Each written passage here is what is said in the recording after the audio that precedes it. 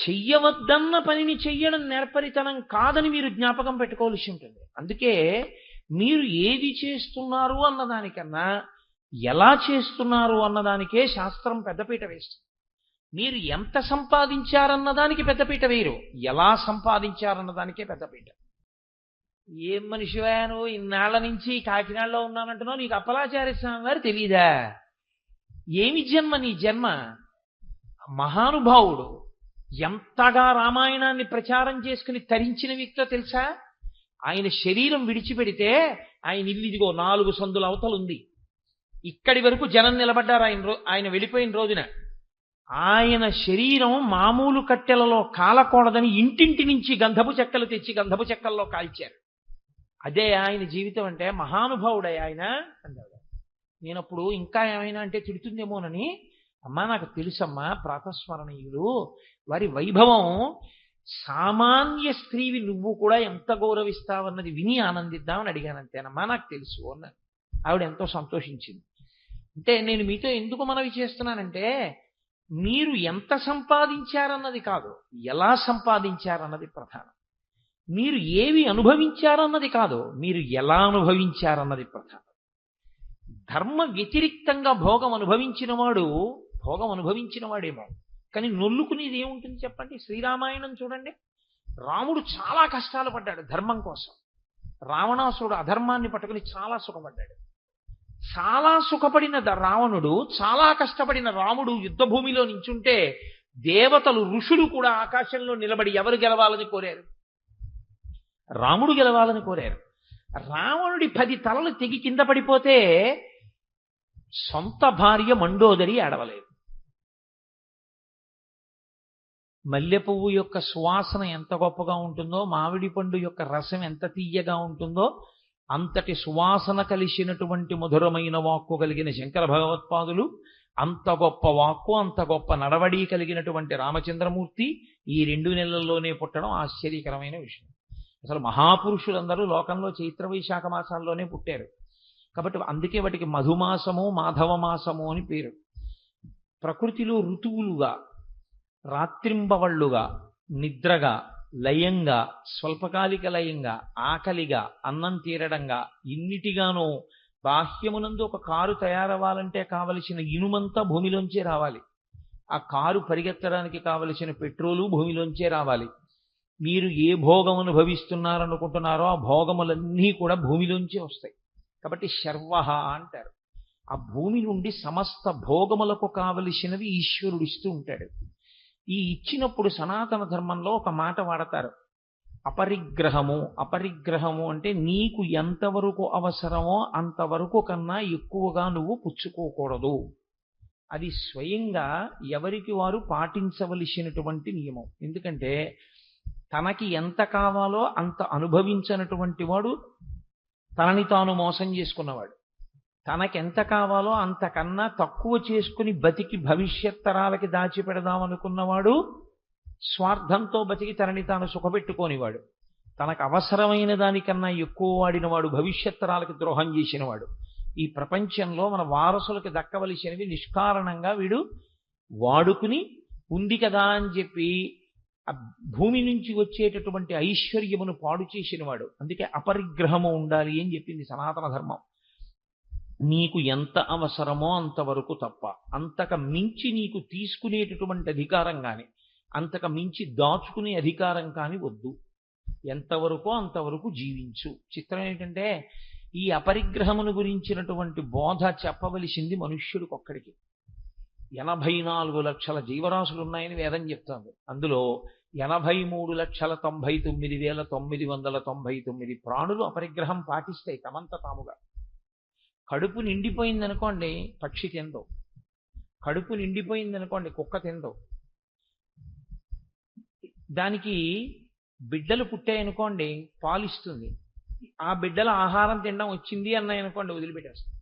ఆ బిడ్డల కోసం కుక్కలకి బ్యాంకులు, పిల్లులకి బ్యాంకులు లేవు. కానీ చిత్రం ఏమిటంటే ఒక్క మనుష్యుడొక్కడే తన కొరకు కాకుండా కొన్ని తరాల వరకు దాచాలనేటటువంటి ప్రయత్నంలో ఉంటాడు. దాచవద్దని శాస్త్రం చెప్పలేదు. దాచమనే చెప్పింది. కానీ ఎంత దాచాలి అన్నది కూడా వేదం మాట్లాడింది. అతిగా వెళ్ళి పాడు చేసుకోవద్దు జీవితాన్ని. కాబట్టి యోగ కర్మసు కౌశలం అన్న మాటకు అర్థం ఏమిటంటే వేద తాత్పర్యమును మీరు గ్రహించి మీరు కర్మ చేసేటప్పుడు దాన్ని ఎలా చెయ్యాలో ఆ నైపుణ్యముతో నేర్పరితనంతో కర్మ చెయ్యగలిగినటువంటి విధానానికి కౌశలం. దర్భ ఎంత కొయ్యాలో అంతే కొయ్యాలి. కుశ అంటే దర్భ. అంతేకాని దర్భని మొదలంట పెళ్ళగించేశారనుకోండి, మళ్ళీ ఎలా వస్తుంది దర్భ? అదే దర్భని కొంత కోసి విడిచిపెట్టేశారనుకోండి, దర్భకి చివర్లు ప్రధానం. దర్భ చివర్లు ఏ దిక్కుకు వేశారు అన్నదాన్ని బట్టి మీరు ఏ కార్యం చేస్తున్నారు అన్నది తెలుస్తుంది. దక్షిణ దిక్కుకి కొసలు వేశారనుకోండి, పితృకార్యం చేస్తున్నాడని గుర్తు. తూర్పు దిక్కుకు కొసలు వేశాడనుకోండి, ఈశ్వరారాధన చేస్తున్నాడు అని గుర్తు. కాబట్టి కొస ఉండాలి, మొదలు నీకెందుకు? కాబట్టి పాడు చేయకూడదు.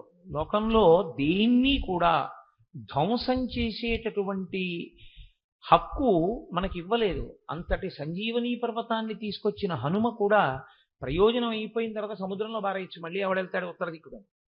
మళ్ళీ పట్టుకెళ్ళిపోయి సంజీవనీ పర్వతాన్ని హిమాలయాల్లో సుస్థాపితం చేసి వెనక్కి వచ్చేసారు ఆయన. అంత యుద్ధకాండలో కూడా అపరిగ్రహము అంటే తనకి ఎంతవరకు అవసరమో అంతవరకు మాత్రమే కర్మ చేసి దాని వలన ప్రయోజనమును సాధించుకొనుట తప్ప నిష్కారణమైనటువంటి కర్మ చెయ్యడం కానీ, నిష్కారణంగా ప్రకృతిలోంచి మీకు అక్కర్లేని వాటినన్నింటినీ స్వీకరించడం కానీ చెయ్యవద్దు. రెండు, కర్మసు కౌశలం అన్న మాటలో నేర్పరితనంతో చెయ్యడము అని కదండి మీరు అన్నారు. నేర్పరితనంతో చెయ్యడము అంటే, నేను అయ్యప్ప స్వామి గుళ్ళో ఉపన్యాసాలు జరిగేటప్పుడు ఎప్పుడు 42 రోజులు ఉపన్యాసాలు చెప్పినా గోపాలకృష్ణ గారు ఒకసారి అనౌన్స్మెంట్ చేస్తుంటారు. అమ్మ, రాత్రి ఎవరిదో దొంగలు ఎత్తుకుపోయారు, గొలుసు ఇంటికి వెడుతుంటే మీ అందరూ జాగ్రత్తగా వెళ్ళండి ఇంటికి వెళ్ళేటప్పుడు. లేకపోతే వీధిలో పార్కింగ్లో పెట్టిన సైకిల్ ఎవరో ఎత్తుకుపోయారు. ఈ మధ్య మహాభారతం చెప్తుంటే ఎవరో బ్యాంక్ ఆఫీసర్ గారు ఆ స్కూటర్ డిక్కీలో పెట్టుకున్నటువంటి చెస్ట్ కీస్ ఎత్తుకుపోయారు. ఇప్పుడు ఇంతమంది భారతం వినడానికి వస్తే బయట ఉన్నటువంటి ద్విచక్ర వాహనాల మీద కూడా కొంతమంది కూర్చుని వింటూ ఉంటారు.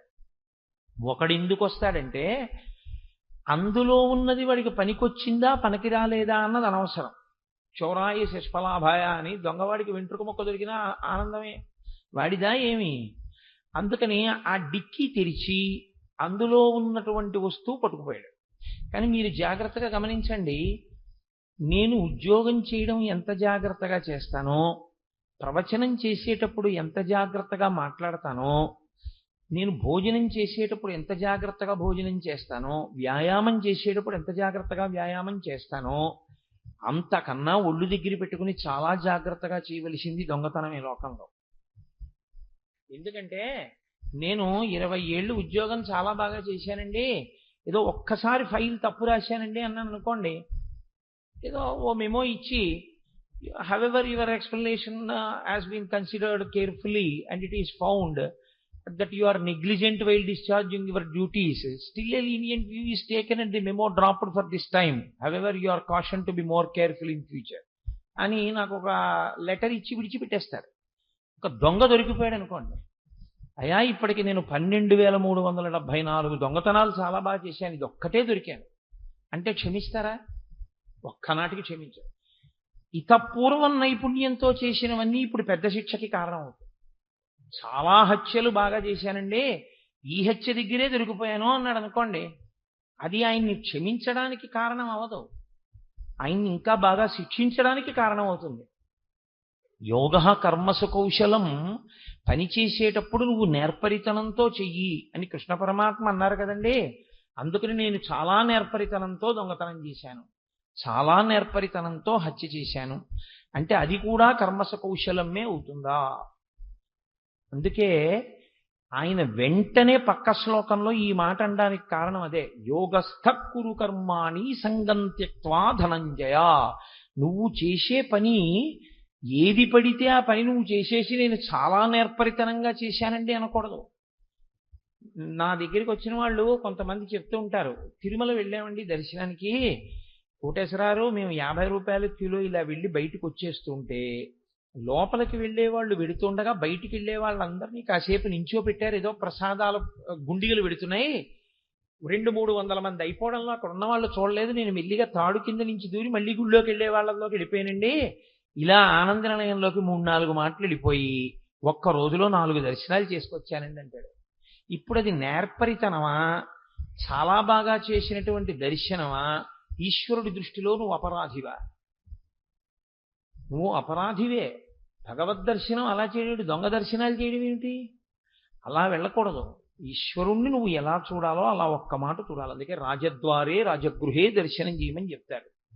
తప్పించి ఇంకొకలా దర్శనం చేయకూడదు. నీకు అలా అవకాశం లేకపోతే ఇంకొక మారు చూడాలనిపిస్తే చూడ్డానికే విమాన వెంకటేశ్వరుడు ఉంటాడు. బయట నుంచి చూడాలి తప్ప ఇక అంతరాలయంలోకి మళ్ళీ జొరబడకూడదు. నీకు విమాన వెంకటేశ్వరుడు కూడా కనపడకపోతే బయటికి వచ్చి విమానాన్ని చూడు చాలు. ఆనందనిలయ విమానం ఎక్కడి నుంచైనా కనపడుతుంది. ఒక్కసారి ఆనందనిలయ విమానాన్ని చూసి నువ్వు నమస్కారం చేస్తే నువ్వు వెంకటేశ్వర దర్శనం చేసేసినట్టే. నీకు విమానం కూడా కనపడకపోతే ప్రాకారాన్ని దర్శనం చాలు, గోడకి నమస్కారం చేయి, నువ్వు ఈశ్వరుడికి దర్శనం చేసినట్టే. నీకు ప్రాకారం కూడా కనపడకపోతే అర్చకుడు అలా వెడుతుండగా చూడు, నువ్వు ఈశ్వర దర్శనం చేసినట్టే. నేను అబద్ధం చెప్పానని మీరు అనుకోవద్దు, నేను ఆగమంలోంచి మాట్లాడుతున్నాను ఈ విషయాన్ని. దేవాలయాన్ని 8 పెట్టి భాగిస్తాను. భాగించి దేవాలయంలో ఉన్నటువంటి 8 ఈశ్వర స్వరూపములే. ప్రాకారము, ధ్వజము, గోపురము, విమానము, అంతరముగా ఉన్నటువంటి ధ్రువమూర్తి, పరివార దేవతలు, అర్చకుడు, వీళ్ళందరినీ కలిపి ఈ ఆలయంగా భావన చేస్తారు తప్ప ఆలయం అంటే ఒక్క మూల విరాట్ కాడు. అలా అయితే విమానంలో ఉన్న మూర్తి ఇవన్నీ ఉండే అవకాశం ఉండదు ఆగమంలో. కాబట్టి యోగ కర్మసు కౌశలం అంటే వేదము ఏది చెయ్యమని చెప్పిందో అది మాత్రమే చెయ్యి తప్ప వేదము చెయ్యవద్దన్న పనిని నువ్వు చాలా కౌశలంతో చేసినా నువ్వు చేసిన దానివల్ల నీకు పాపము సంక్రమిస్తుంది, కానీ నీకు పుణ్యము సంక్రమించదు, చిత్తశుద్ధి కలగదు. దానివల్ల నీకు చిత్తశుద్ధి కలిగే అవకాశము లేనే లేదు. ఆ కర్మ నీకు ఎందుకూ పనికిరాదు. సరికదా, ఆ కర్మ నిన్ను బంధనంలో పడేస్తుంది. మీరు ఎప్పుడూ ఒక విషయాన్ని జాగ్రత్తగా జ్ఞాపకం పెట్టుకోవాలి. మీరు అలా కూర్చునుంటే నేను ఒక తాడు పట్టుకొచ్చి మీ చుట్టూ ఇలా తిప్పాను అనుకోండి, ఏం చేసినట్లు? మిమ్మల్ని బంధించాను. నేను ఇప్పుడు ఆ తాడు ఇలా తిప్పాను అనుకోండి, ఏం చేశాను? విడుదల చేసినట్టు. 2 మాటలు నేను తాడే తిప్పాను. 2 మాటలు తాడు తిప్పినా మొదటిసారి ఒక దిశలో తిప్పేస్తే బంధనం, వ్యతిరేక దిశలో రెండోసారి తిప్పితే విడుదల. మీరు తాడు తిప్పడమే ప్రధానంగా తిప్పేయకూడదు. తాడు తిప్పేటప్పుడు ఎటు తిప్పితే విడుదల దొరుకుతుందో, ఎటు తిప్పితే బంధనంలో పడతారో తెలిసి ఉండాలి. ఏదో కర్మ చేసేసానండి అంటే కుదరదు. నాకు తెలియదండి అంటే కుదరదు. అందుకే సుందరకాండలో సీతమ్మ తల్లో మాట అంటుంది రావణాసుడితో, ఇహసంతో నవాసంతి సతోవా నానువర్తసే తథాహి విపరీతాతే బుద్ధి ఆచారవర్జిత అని అడిగింది ఆవిడ. ఏమయ్యా, ఈ లంకాపట్టణంలో మంచి చెప్పేవాళ్ళు లేరా? ఇలా చెయ్యాలని ఎవరు చెప్పరా? ఒకవేళ చెప్పినా నువ్వు వినవా? నీకు తెలియదా? తెలిసిన దాన్ని ఆచరించవా? ఎక్కడొచ్చింది దోషం? అందుకే సుందరకాండ పారాయణ చేయిందంటారు. తన బుద్ధికి ఏది తోచిందో అది మాత్రమే చేసినటువంటి వాడు మరింత బంధనములోకి వెళ్ళిపోతాడు. ఎంతో చేసుకుంటూ వెళ్ళినా చివరికి వెళ్ళేటప్పటికి ప్రయోజనం ఏమీ ఉండదు. ఏదో మీకు నేను ఇదిగో ఇది హెచ్చ వేసుకుంటూ వెళ్ళండి, ఎంత వస్తుందో ఆఖరణ అంత ధనం ఇస్తాను అని 1 × 2 × 3 × 4 × 5 × 6 × 7 × 8 × 9 కాగితాల మీద వేసాను అనుకోండి, బోల్డ్ అన్ని అంకెలు. అయ్య బాబోయ్, నాకు ఇంత డబ్బిస్తారని 2 1 2 2 3 6 6 4 24 24 5 120 ఇలా మీరు పొంగిపోతూ లెక్క పెట్టేసి ఆఖరికి వెళ్ళేటప్పటికి ఇంటూ 0 అని ఉందనుకోండి, ఇప్పుడు ఏమిటి వస్తుంది ఆఖరణ మీకు? మీరు లెక్క పెట్టే వేళకి 12 కోట్లు వచ్చినా 12 కోట్లు ఇంటూ 0 చివరంది = 0. కర్మ యందు కౌశలము లేకపోతే అంతే. అందుకే భగవద్గీత ఉపనిషద్ అంటే విశ్వాసమున్నవాడికి, తన చిత్తశుద్ధిని ఏర్పరుచుకుందాం అనుకున్నవాడికి, శాస్త్రమును ప్రమాణముగా స్వీకరిద్దాం అనుకున్నవాడికి, జన్మ సాఫల్యమును పొందుదాం అనుకున్నవాడికి పనికొచ్చేదే తప్ప బయట వర్షం వస్తోంది కాసేపు ఇక్కడ ఏదో షామియానా వేశారు లోపలికి వెళ్ళి కాసేపు అదేమిటో చెప్తున్నాడు వీరు వెళ్ళిపోదాం అనుకున్న వాడి కోసం పనికొచ్చేది కాదు భగవద్గీత. భగవద్గీత ఎవరి కొరకు అంటే భగవద్గీతాసు ఉపనిషత్సు అంటారు. ప్రతి అధ్యాయం చివర తాను తరించాలి, మనుష్య జన్మ ప్రయోజనం ఏమిటో తెలుసుకోవాలి అనుకుని గురువు మీద, శాస్త్రం మీద, ఈశ్వరుడి మీద విశ్వాసం ఉండి కూర్చుని విన్నవాడెవరో వాడికి పనికొచ్చేది తప్ప ఏదో సరదాగా విందామండి అనే వాళ్ళకి పనికొచ్చేటటువంటిది భగవద్గీత కాదు. భగవద్గీత ఎవరికి ఫలితాన్ని ఇస్తుంది? భగవద్గీత దాని మీద విశ్వాసంతో ఆచరించడానికి సిద్ధపడిన వారికి మాత్రమే ఫలితాన్ని ఇవ్వగలదు. కాబట్టి యోగః కర్మసు కౌశలం. కర్మని చేసేటప్పుడు కౌశలంతో ఎవడు చేస్తాడో వాడే యోగమునందున్నవాడు. కాబట్టి యోగమునందుండుట అంటే ఏవేవో పేర్లు పెట్టి దానికి ముందుకు తీసుకొచ్చి కొత్త కొత్త పేర్లు ఏవో పెడితే అది యోగం అయిపోతుందని మీరు అనుకోవద్దు. మీరు కొంచెం జాగ్రత్తగా గమనిస్తే నేను మీతో ఓ మాట చెప్తాను, గమనించండి.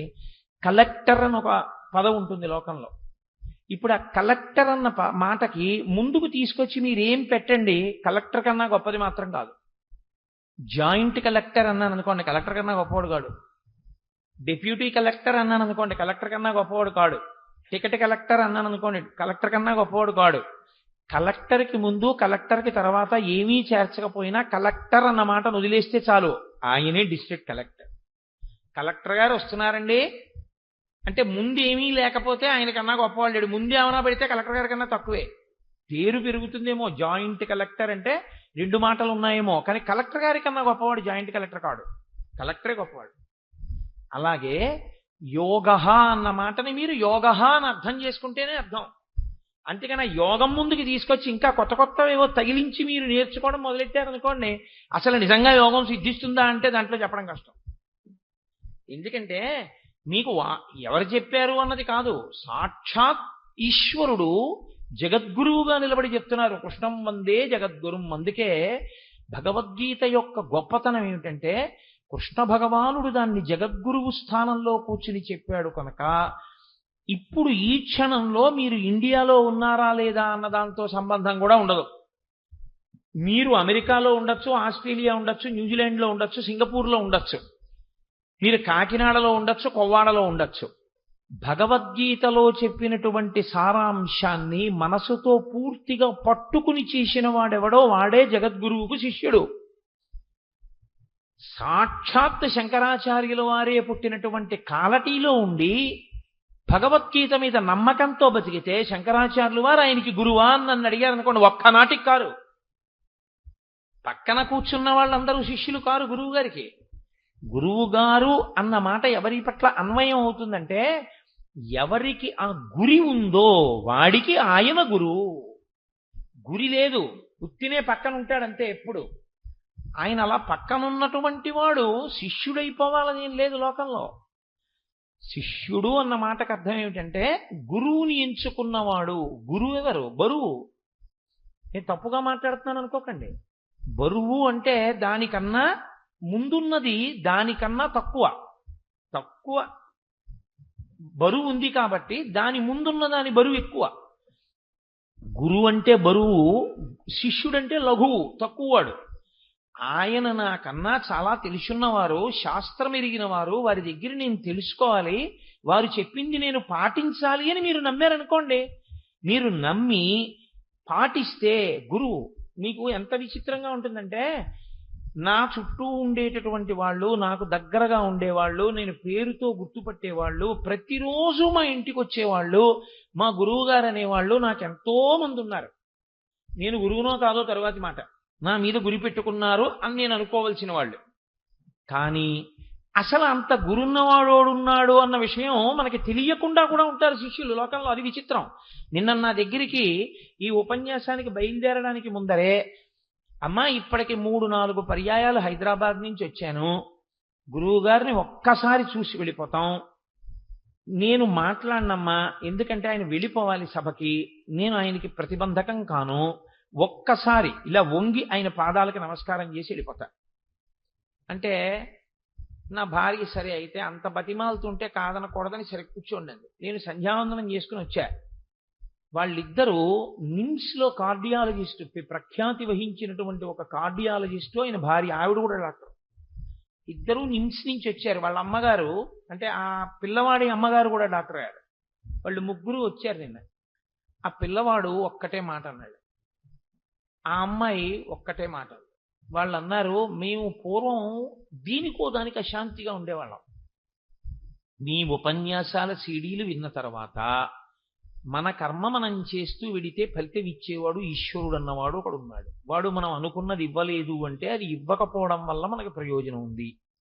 వాడు ఇచ్చాడు కాబట్టి ఆ ఇచ్చింది పొందడం వల్ల ప్రయోజనం ఉంది అని నమ్మడం మొదలుపెట్టిన తర్వాత మేము ఎంతో హాయిగా ఉంటున్నాం గురువుగారు అని వాళ్ళిద్దరూ అంత ప్రఖ్యాతి వహించిన వైద్యులు.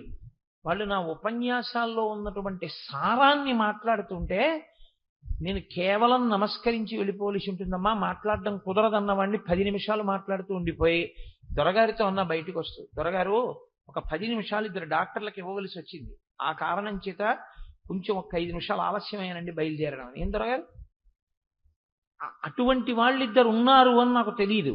కానీ వాళ్ళిద్దరూ ఎక్కడున్నా నన్ను గురువుగా స్వీకరించిన వారు, అంటే నాన్న ఎందు బరువు ఉంచిన వారు, ఆయన తెలుసున్నవాడు, ఆయన దగ్గర మనం తెలుసుకోవాలనుకున్నారు కాబట్టి వాళ్ళు శిష్యులు. అంతేకాని ఉత్తినే నా పక్కనుండి ఏం చెప్తున్నానో అన్నీ విని, పాపం ఆయనకి అదో అలవాటు అండి, అలా చెప్తారు రోజు సాయంకాలం అంతే. పాపం ఏదో వింటే ఆయన సంతోషిస్తారన్నారు అనుకోండి, అది శిష్యుడు అనిపించుకోవడానికి లక్షణం కాదు, ఒక శ్రోత ఏమో అంతే తప్ప అది శిష్యరికము కాదు. అందుకే గురువు గారిని పిలిచేవాళ్ళు చాలా మంది ఉండొచ్చు, నిజమైన శిష్యులు వేళ్ల మీద ఉంటారు. వాళ్ళు గురి కలిగిన వారు గురువు గారి మీద. వాళ్ళు గురువు గారి నోటి వెంట వచ్చినటువంటి మాటని, ఆవు పాలు పితుకుతున్నప్పుడు ఆ పితుకుల్లోంచి కింద పడిన పాలని జాగ్రత్తగా చుక్క కింద పడకుండా పట్టేటటువంటి గొల్లవాడు ఎలా పట్టుకుంటాడో అలా పట్టి 10 మందికి పంచిపెట్టి ఆరోగ్యాన్ని పొందినట్లు గురువు నోటిలోంచి వచ్చేటటువంటి మాటని అంత జాగ్రత్తగా పట్టుకుని దాన్ని అనుష్ఠాన పర్యంతంలోకి తెచ్చుకుంటారు. అలా తెచ్చుకున్నవాడెవరో వాడు శిష్యుడు. అంతేగాని ఆయన ఏం చెప్తే మాకెందుకంటే, ఏదో కాసేపు చెప్పమన్నాం కాబట్టి చెప్పాడండి, అవన్నీ మాకెందుకండి అన్నారు అనుకోండి, ఇంకా ఆయన గురువు గాడు శిష్యుడు గాడు. కాకపోతే ఏమిటంటే లోకంలో మర్యాదలో గురువు అని చూడండి, సైకిల్లో గాలి కట్టేవాడిని కూడా గురువు కాస్త గాలి కొట్టేవా అంటారు. ఆ గురువుకి ఈ గురువుకి పెద్ద తేడా ఏం ఉండదు అటువంటి స్థితిలో. నేను యథార్థం మాట్లాడతాను. సైకిల్లో గాలి కొట్టడానికి ఓ ఈ గురువు గాలి కొట్టు అంటే ఎంతో, గురువు గారు చెప్పిన మాట పాటించడానికి పనికి రాకపోగా ఇన్ని గురువు గారిని పిలవడం అంతే. ఏమిటి ఆయనకి గౌరవం? ఆయన మాట ఎందుకు పనికొచ్చినట్టు? మీకు ఒక విషయం ఏదైనా పనికొచ్చి నా జీవితం మారింది అంటే చాలా సంతోషంగా ఉంటుంది. నేను అందుకే తరచూ అసహ్యించుకునేది ఒకటే, కోటేశ్వరారు మీ ఉపన్యాసానికి రాలేకపోయాం కోవాళ్ళలో ఏమనుకోకండి అంటే నాకు చాలా చిరాకు వస్తుంది. నువ్వు రాకపోతే నాకేమిటి? అర్జునుడికి ఒక్కడికే చెప్పాడు భగవద్గీత, ఎవ్వరూ అక్కర్లా, సుబ్బారావు అక్కరు కూర్చుంటే చెప్పాడు భగవద్గీత. ఆయన యోగ్యుడు పిలిచాడని వచ్చానంతే తప్పించి మీ అందరూ పరమయోగ్యులు కాబట్టే వింటున్నారు, అందులో సందేహం ఏం లేదు. అంతేగాని ఇంతమంది ఉంటేనే నేను ఆధ్యాత్మిక ప్రవచనం చేస్తానన్నవాడు వెర్రివాడు. ఆదిత్య హృదయం ఎంతమందికి చేశారు? భగవద్గీత ఎంతమందికి చెప్పారు? భాగవతం ఎంతమందికి చెప్పారు? ఒక్క పరీక్షితిగా చెప్పాడు శుకుడు. శ్రీరామాయణాన్ని, సంక్షేప రామాయణాన్ని ఎంతమందికి ఉపదేశం చేశారు నారద మహర్షి? ఒక్క వాల్మీకికే. ఆధ్యాత్మిక సభకి 1000 మంది జనం ఉండాలని కోరుకోవడం కన్నా వెర్రి లోకంలో ఇంకొకటి లేదు. యోగ్యుడైన శిష్యుడు ఒక్కడు చాలు, ఆర్తితో వినేవాడు. వాడి కోసం చెప్పాలి, ఏమో ఎక్కడున్నాడో ఈ సభలో. అలా వినేటటువంటి వాడు, అధికారం ఉన్నవాడు, జీవితాన్ని మార్చుకునేవాడు ఎక్కడో ఉండొచ్చు. అందుకే నీ కంటి ముందు కనపడుతున్న వాళ్ళు పరాకుగా ఉన్నారో లేరో నీకు సరిగ్గా అర్థం కాకుండా ఉన్నా, వాడొక్కడెవడో సభలో ఉన్నాడు వింటున్నాడన్న జాగ్రత్తతో నువ్వు చెప్పవలసి ఉంటుందంతే. చెప్పేవాడంత శ్రద్ధతో చెప్పాలి, వినేవాడంత శ్రద్ధతో వినాలి. ఈ శ్రద్ధ లేకపోతే ఎందుకు పనికిరాదు చెప్పింది. అందుకే మహానుభావుడు సాయిబాబా గారు చెప్పవలసినవన్నీ చెప్పి శ్రద్ధ పక్కన పెట్టుకున్నారు. సా శ్రద్ధ కదితా సిద్భి యయా వస్తూపలభ్యతే. సాయిబాబా గారు చెప్పనివి మీరు ఎన్ని చేసినా ఆయన సంతోషించాలని మీరు గుర్తెరగవలసి ఉంటుంది. సాయిబాబా గారు చెప్పిన వాటిల్లో నిజంగా అనుష్ఠించవలసిన వాటిని వక్రభాష్యాలు చెప్పి వదిలిపెట్టినా ఆయన అంత అసహ్యించుకుంటారని కూడా మీరు గుర్తెరగవలసి ఉంటుంది. అందుకే శాస్త్రస్య గురువాక్యస్య సత్యబుద్ధ్యావధారణ సాశ్రద్ధా కదితా సిద్భి యయా వస్తూపలభ్యతే. శంకర భాష్యం. శ్రద్ధ అన్న మాటని శంకరాచార్యుల వారు వ్యాఖ్యానం చేశారు. శాస్త్రస్య గురువాక్యస్య, శాస్త్రము మాట్లాడినది సత్యం, నేను చెయ్యకపోవచ్చు, కానీ శాస్త్రం మాట్లాడింది సత్యం. బ్రాహ్మణుడిగా పుట్టి యజ్ఞోపవీతం వేసుకుని సంధ్యావందనం చేసి గాయత్రి చేసేవాడు అగ్నిహోత్రం చెయ్యాలని చెప్తోంది వేదం. నేను చెయ్యట్లేదు అగ్నిహోత్రం. నేను అగ్నిహోత్రం చెయ్యట్లేదు కాబట్టి వేదం అందిగానండి చేయకపోయినా పర్వాలేదు అనకూడదు. వేదం చెప్పింది సత్యం, చెయ్యాలి అగ్నిహోత్రం, కానీ నేను చెయ్యట్లేదండి, నేను అపరాధిని, నేను చెయ్యట్లేదు అని చెప్పాను అనుకోండి, కనీసం నేను చేస్తున్న పాపానికి ప్రాయశ్చిత్తం. అయ్యా ఎప్పటికైనా ఈశ్వరానుగ్రహంతో నేను రిటైర్ అయిపోయిన తర్వాత ఈశ్వరుడు శక్తినిచ్చి లేదా ఈలోగానే నాకు ఆనుకూల్యత సిద్ధించి నేను ప్రతిరోజు అగ్నికార్యం చేసుకునే అదృష్టాన్ని నాకు సర్వేశ్వరుడు కృప చెయ్యాలి అని నేను అన్నాను అనుకోండి, అప్పుడు నేను శాస్త్రాన్ని నమ్మినవాడిని. అంతేగాని శాస్త్రం చెప్పిన వాటిని ఎన్నింటిని మనం పక్కన పెట్టేద్దామని ఆలోచించాను అనుకోండి, అది కాదు శ్రద్ధ. శాస్త్రస్య గురువాక్యస్య సత్యబుద్ధ్యావధారణ. శాస్త్రాన్ని పక్కన పెట్టని ఎక్కడ చెప్పినట్టు సాయిబాబా గారు శ్రద్ధ పక్కన పెడితే? శ్రద్ధ సాబూరి ఆయన పక్కన ఉంటే శాస్త్రం వద్దని ఎలా అనగలరు మీరు? శ్రద్ధ అన్న మాట అక్కడ ఉన్నంతసేపు శాస్త్రాన్ని మీరు పట్టుకోవాల్సిందే. కాబట్టి యయా వస్తూపలభ్యతే, అప్పుడే నీకు ఏదైనా లభ్యం అవుతుంది. అదే యోగ కర్మసు కౌశలం, అదే అంటున్నాడు కృష్ణ భగవానుడు. ఏ గురువు మాట్లాడినా శాస్త్రాన్ని మాట్లాడతారండి. ఏ గురువు గారు మాట్లాడినా ఎప్పుడు అడ్డదారి చెప్పరని మీరు జ్ఞాపకం బాగా ఉంచుకోవాల్సి ఉంటుంది. ఏ గురువు అయినా శాస్త్రమును పాటించనే చెప్తాడు తప్ప ఏం పర్వాలేదండి శాస్త్రాన్ని విడిచిపెట్టేసేయండి అని చెప్పినటువంటి వ్యక్తి లోకానికి ప్రయోజనమును చేకూర్చలేడు. దానివల్ల ఇబ్బంది వస్తుంది. ఎందువల్ల మీకు నేను ఇప్పుడే చెప్పా, యోగ కర్మసు కౌశలం. ఇలా తిప్పితే కడతారు, ఇలా తిప్పితే విప్పుతారు. మీరు కట్టడం తిప్పడం, చెయ్యి తిప్పడం సరిగా చెప్పకపోతే వాడు ఇంకా ఇంకా ఇంకా ఇంకా బంధనంలో కడతాడు. ఎంత పెట్టి హెచ్చ వేసినా చివర సున్నుంది, సున్నే వచ్చేస్తుంది. అది రాకుండా జాగ్రత్త పడాలి అంటే యోగ కర్మసు కౌశలం. దొంగతనం చాలా నేర్పరితనంగా చేశానండి, ఉపయోగం లేదు. నేను చాలా నేర్పరితనంగా నా జీవితంలో అబద్ధాలాడాను. ఎప్పుడూ ఎవ్వరూ నేను అబద్ధం ఆడానని గుర్తుపట్టలేకపోయారు, అంత బాగా అబద్ధం ఆడాను. కాదు, నువ్వు మాటకి నిలబడగలవా, అందులో నువ్వు కష్టపడ్డావా, అది నేర్పరితనం. ఇప్పుడు నేను కారులో వస్తూ దొరగారితో అదే మా ప్రస్తావన చేస్తూ వస్తున్నా. ఒక్క మనిషి ఇంత సంకల్పం చేసి ఇంత కార్యం చెయ్యాలంటే తెల్లవారు లేస్తే మనము చేస్తున్నాం. దొరగారు ఎంత కష్టపడ్డాడో మహానుభావుడు, ఎంత ఆలోచన చేశారో, ఎంత ఆవేదన పడ్డారో.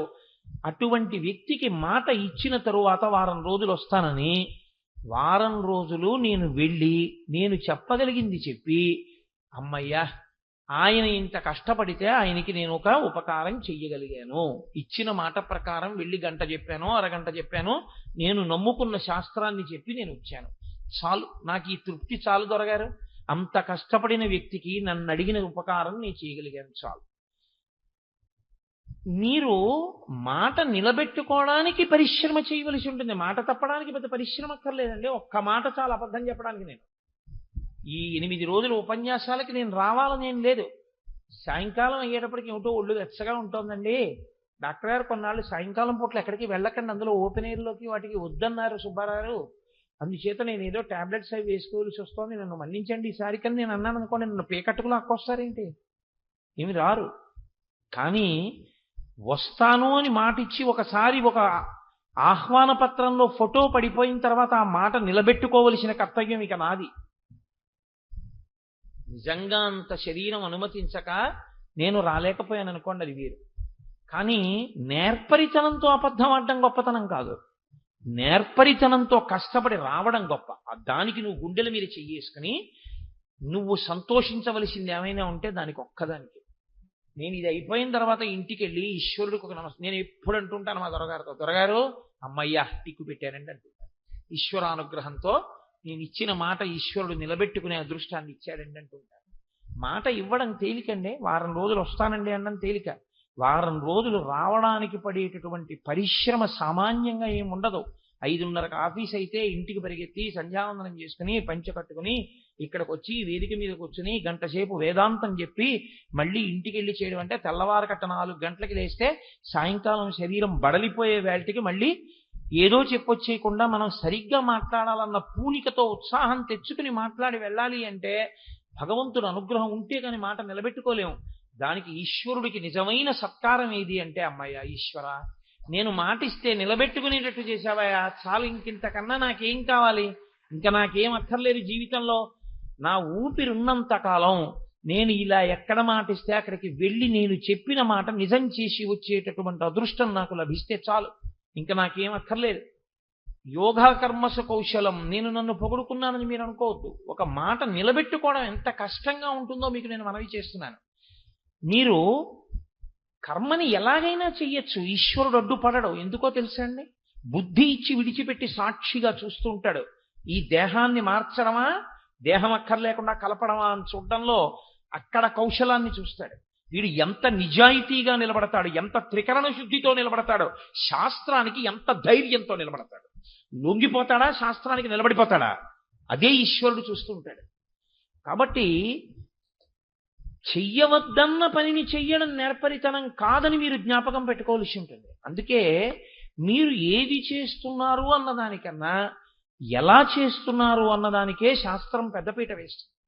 మీరు ఎంత సంపాదించారన్నదానికి పెద్దపీట వేయరు, ఎలా సంపాదించారన్నదానికే పెద్దపీట. ఎందుకో తెలుసా అండి?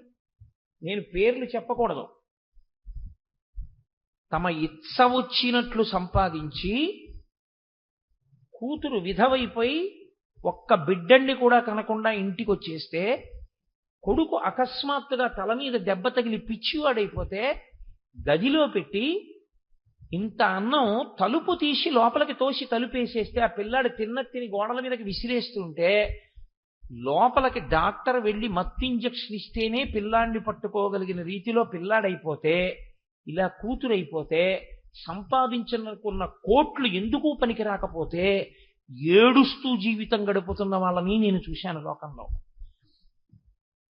చేసినటువంటిది స్కూల్ మాస్టర్ ఉద్యోగం అయినా త్రికరణ శుద్ధిగా తన శాస్త్రాన్ని నమ్మి కష్టపడి చక్కగా శాస్త్రం ఎలా చెప్పిందో అలా వీధి చివర ఉన్న ఏటిపాయికి వెళ్ళి స్నానం చేసి సంధ్యావందనం చేసుకుని తనకొచ్చిన విద్యని త్రికరణ శుద్ధిగా 10 మందికి నేర్పి తాను మర్యాదకి మాటకి కట్టుబడి బ్రతికినటువంటి వాళ్ళ కడుపున పుట్టినటువంటి బిడ్డలు ఆకాశమంతెత్తు ఇరిగిపోతే ఎనలేని కీర్తి ప్రతిష్టలతో జీవితాన్ని గడిపితే చిట్ట చివర దేశాధినేతల యొక్క శరీరాలు కాలిపోయినట్టు శిష్యులు తెచ్చినటువంటి చందనపు చెక్కల్లో శరీరాలు కాలిపోతే అటువంటి గురువుగారు వెళ్ళిపోయిన రోజున వారమేసి రోజులు ఇళ్లల్లో అన్నం తినకుండా ఏడిచినటువంటి మహాపురుషుల జీవితాలు కూడా నేను చూశాను.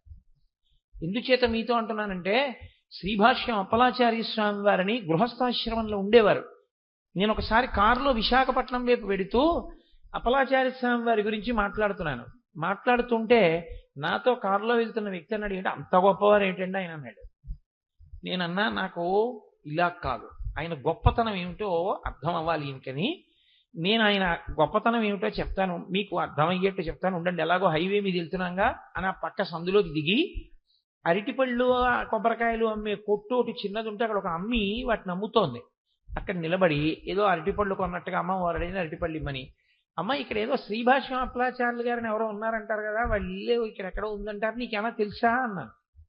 ఆ అమ్మాయి నన్ను ఇలా విచిత్రంగా చూసినట్టు చూసి, శ్రీభాష్యం అప్పలాచార్యులు గారు ఎవరో ఉంటారు ఇక్కడ, ఇక్కడే ఉంటారా అని అడుగుతున్నారా? శ్రీభాష్యం అప్పలాచార్యులు గారి ఇల్లు అంటే ఈ ఊళ్ళో వాళ్ళు ఎవరైనా చెప్తారు, మహానుభావుడండి ఆయన అంటే.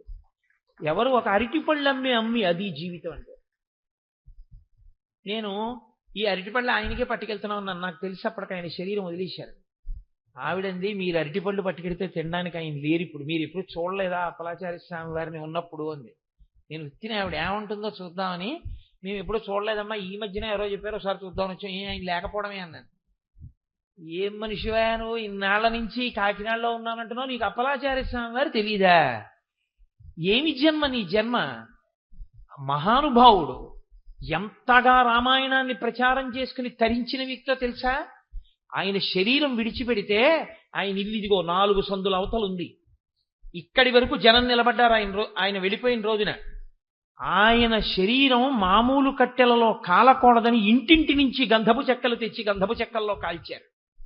అదే ఆయన జీవితం అంటే మహానుభావుడే ఆయన అన్నాడు. నేనప్పుడు ఇంకా ఏమైనా అంటే తిడుతుందేమోనని, అమ్మా నాకు తెలుసమ్మా ప్రాతస్మరణీయులు వారి వైభవం సామాన్య స్త్రీవి నువ్వు కూడా ఎంత గౌరవిస్తావన్నది విని ఆనందిద్దామని అడిగాను, అంతేనమ్మా నాకు తెలుసు అన్నాను. ఆవిడ ఎంతో సంతోషించింది. అంటే నేను మీతో ఎందుకు మనవి చేస్తున్నానంటే, మీరు ఎంత సంపాదించారన్నది కాదు, ఎలా సంపాదించారన్నది ప్రధానం. మీరు ఏవి అనుభవించారన్నది కాదు, మీరు ఎలా అనుభవించారన్నది ప్రధానం. ధర్మ వ్యతిరిక్తంగా భోగం అనుభవించిన వాడేమో, కానీ నొల్లుకునేది ఏముంటుంది చెప్పండి? శ్రీరామాయణం చూడండి. రాముడు చాలా కష్టాలు పడ్డాడు ధర్మం కోసం. రావణాసురుడు అధర్మాన్ని పట్టుకుని చాలా సుఖపడ్డాడు. చాలా సుఖపడిన రావణుడు, చాలా కష్టపడిన రాముడు యుద్ధభూమిలో నించుంటే దేవతలు ఋషులు కూడా ఆకాశంలో నిలబడి ఎవరు గెలవాలని కోరారు? రాముడు గెలవాలని కోరారు. రావణుడి 10 తలలు తెగి కింద పడిపోతే సొంత భార్య మండోదరి ఆడవలేదు. ఆవిడంది, నాలో లేని అందం ఏమి నీకు సీతమ్మలో కనపడిందిరా తుచ్చుడా, నీ కామానికి నువ్వు చచ్చిపోయావురా, రాముడి చేతిలో కాదు చచ్చిపోయింది. నువ్వు చచ్చిపోయావు బానే ఉంది. విభీషణుడు తలకరివి పెడతాడు, కష్టపడి కన్న కొడుకు ఇంద్రజిత్తుని చంపేశావు నీ కామానికి, రేపు నేను చచ్చిపోతే నాకు తలకరివి పుట్టే కొడుకుని మిగల్చకుండా చచ్చిపోయావు, దుర్మార్గుడా, నీలాంటి భర్తని పొందిన నేను అదృష్టహీనను అన్నాడు మహాపతివ్రత మండోదరి. ఎన్ని అనుభవించారన్నది కాదు, కొడుక్కి రామ పేరు పెట్టుకున్న వాళ్ళు కోట్ల మీద ఉన్నారు.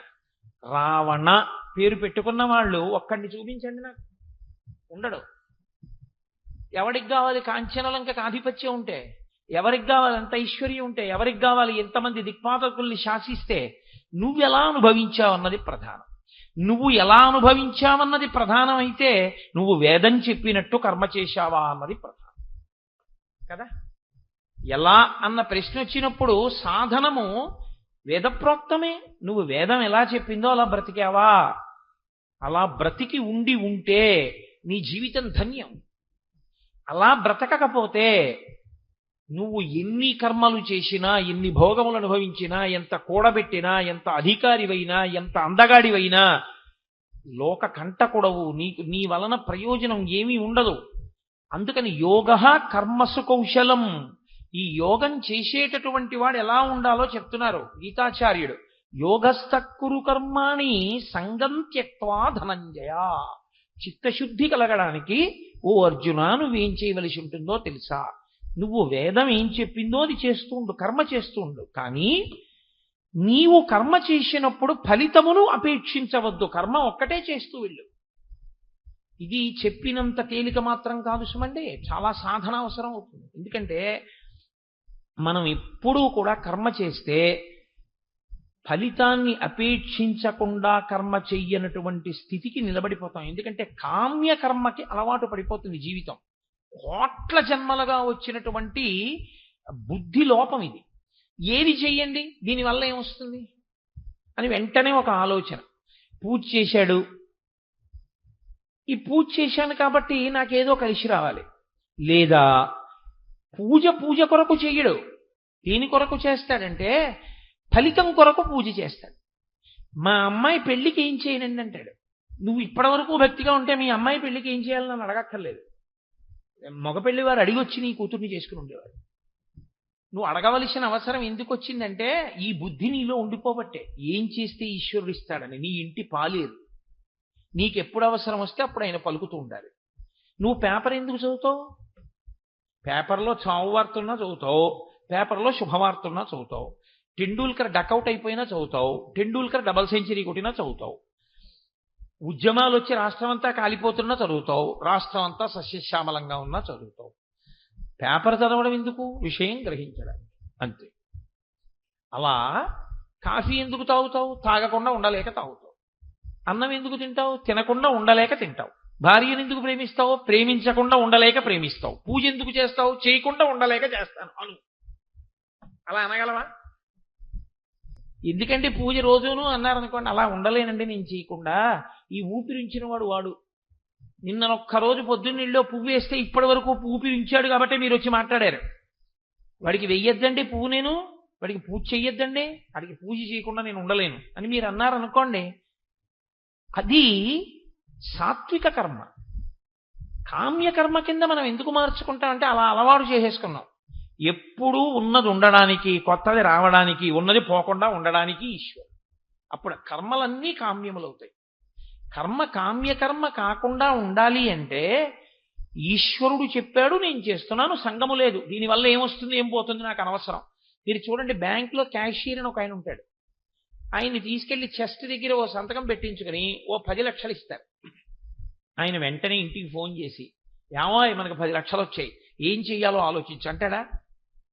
10 లక్షలు వచ్చినా నాది కాదు, తీసుకెళ్లి కౌంటర్లో పెట్టి కూర్చుంటాడు. ఓ విత్డ్రాయల్ ఫామ్ ఇచ్చారనుకోండి, ఉందా, ఇంతకుముందు ఖాతాలో చూస్తాడు, ఉంది.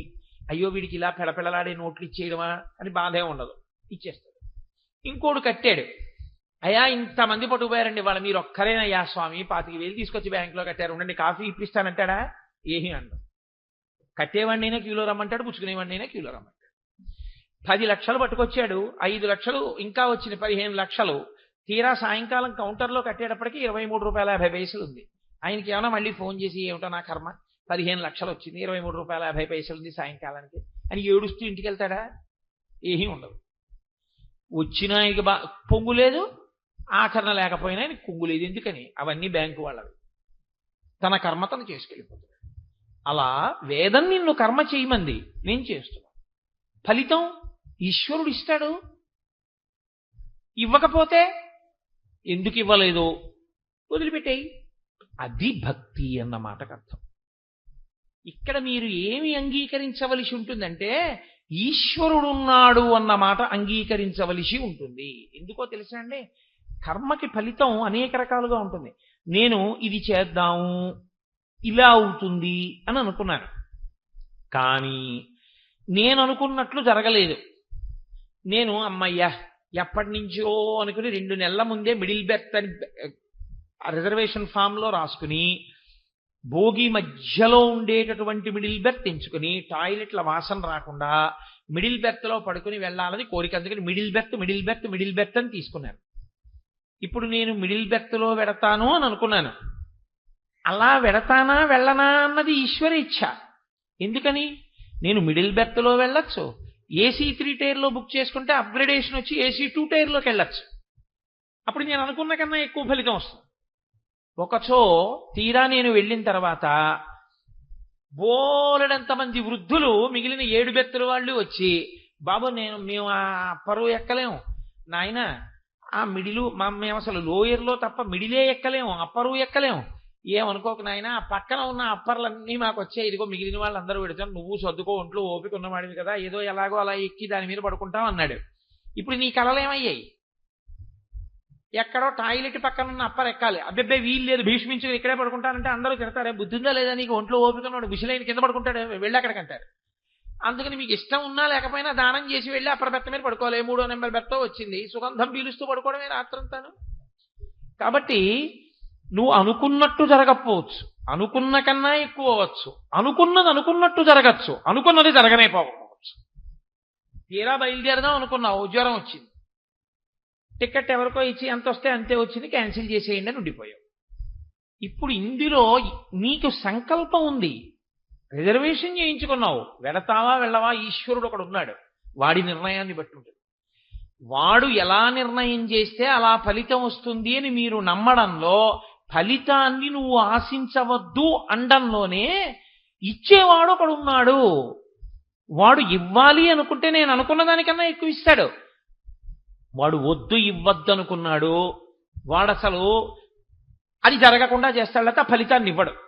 మీరు ఒక్కటే కొంచెం జాగ్రత్తగా ఆలోచించండి. అందరూ వ్యాపారం చేస్తారు. గుంటూరులో పొగాకు వ్యాపారం చేసిన వాళ్ళు చాలా మంది ఉన్నారు. ఇవాళ గుంటూరులో పొగాకు వ్యాపారంలో నిలబడిన వాళ్ళు 25 మంది కూడా నిలబడలేకపోయారు. మరి అందరూ ఆ వ్యాపారం చేసిన వాళ్ళే ఓ 25 మంది ఎందుకు మిగిలారు? అదే అదృష్ట దురదృష్టములని మనం అంటాం. అందరూ చదువుకున్న వాళ్ళే, అందరూ పరీక్ష రాసిన వాళ్ళే. అంత బాగా చదువుకున్న వాడికేమో 7,000 ర్యాంక్ వచ్చింది, అసలు ఎప్పుడూ అంత బాగా చదవని వాడికి 23వ ర్యాంక్ వచ్చింది. ఏమని చెప్పాలి?